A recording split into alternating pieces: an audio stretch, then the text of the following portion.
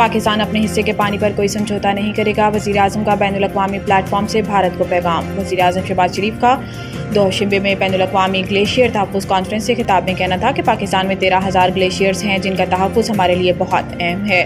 پاکستان کے پانی کا نصف حصہ گلیشیئر سے حاصل ہوتا ہے۔ ان کا کہنا تھا کہ ماحولیاتی تبدیلی کے باعث پاکستان کے گلیشیئرز تیزی سے پگھل رہے ہیں۔ زہریلی گیسوں کے اخراج میں انتہائی کم حصہ ہونے کے باوجود پاکستان دنیا کے ان 10 ممالک میں شامل ہے جو ماحولیاتی تبدیلی سے سب سے زیادہ متاثر ہیں۔ انہوں نے مزید کہا کہ 2022 میں ماحولیاتی تبدیلی کی وجہ سے سیلاب اور طوفانی بارشوں کا سامنا کرنا پڑا۔ ماحولیاتی تبدیلی کے باعث ایکو سسٹم بھی متاثر ہو رہا ہے۔ وزیر اعظم پاکستان کا کہنا تھا کہ ترقی یافتہ ممالک ماحولیاتی تبدیلی کے چیلنج سے نمٹنے کے لیے اپنی ذمہ داریاں پوری کریں اور ترقی پذیر ممالک میں ارلی وارننگ سسٹم میں سرمایہ کاری بڑھائیں۔ بھارتی آبی جارحیت پر گفتگو کرتے ہوئے وزیر اعظم شہباز شریف کا کہنا تھا کہ بھارت کا سنتاس معاہدے کو یک طرفہ طور پر معطل کرنے کا فیصلہ قابل مذمت ہے۔ پاکستان اپنے حصے کے پانی پر کوئی سمجھوتا نہیں کرے گا۔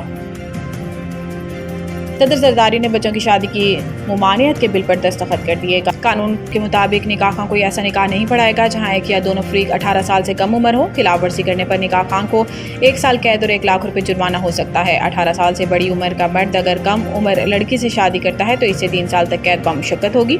بچوں کی شادی کی ممانعت کا بل قومی اسمبلی میں شرمیلا فاروقی نے پیش کیا تھا جبکہ سینٹ میں یہ بل شری رحمان نے پیش کیا تھا۔ قانون میں کہا گیا ہے کہ عدالت کو علم ہو کہ کم عمر بچوں کی شادی کی جا رہی ہے تو وہ ایسی شادی کو روکنے کے لیے حکم جاری کرے گی۔ عدالت کو اطلاع دینے والا فریق اپنی شناخت چھپانا چاہے تو عدالت اسے تحفظ بھی دے گی۔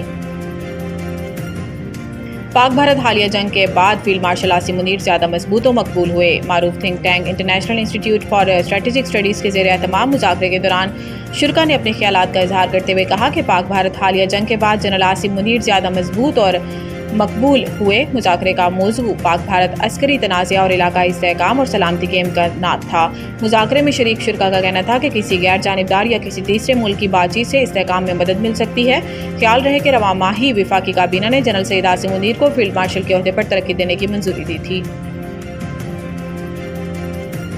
اسرائیل نے غزہ جنگ بندی منصوبے پر دستخط کر دیے۔ امریکہ غیر ملکی خبر ایجنسی رائٹرز کے رپورٹ کے مطابق وائٹ ہاؤس کی ترجمان کیرولین لیوٹ نے صحافیوں کو بتایا کہ اسرائیل نے امریکہ کے منصوبے پر دستخط کر دیے ہیں۔ کیرولین لیوٹ نے معاہدے کی تفصیلات سے آگاہ نہیں کیا لیکن نیو یارک ٹائمز نے منصوبے سے آگاہ اسرائیلی عہدیدار کے حوالے سے بتایا کہ ابتدائی مرحلے میں 60 روز کے لیے جنگ بندی ہوگی اور اقوام متحدہ کے ذریعے انسانی بنیاد پر امداد پہنچ جائے گی۔ حماس کے عہدیدار نے بتایا ہے کہ امریکی نمائندے اسٹیو وٹکوف کی تجاویز کا باریک بینی اور ذمہ داری سے جائزہ لیا جا رہا ہے تاکہ اپنی عوام کے مفادات حاصل ہوں اور اسرائیلی جارحیت کا خاتمہ یقینی بنایا جا سکے۔ اسرائیلی میڈیا نے رپورٹ میں کہا تھا کہ وزیر اعظم بنجامن نتن یاہو نے غزہ میں زیر حراست افراد کے خاندانوں کو بتایا تھا کہ اسرائیلی امریکی صدر ڈونلڈ ٹرمپ کے مشرق وسطی کے لیے نمائندے اسٹیو وٹکوف کا پیش کردہ منصوبہ تسلیم کر لیا ہے۔ نتن یاہو کے دفتر نے اس رپورٹ کی تصدیق نہیں کی لیکن وائٹ ہاؤس کی ترجمان نے کہا کہ اسرائیل نے امریکی منصوبے پر دستخط کر لیا ہے۔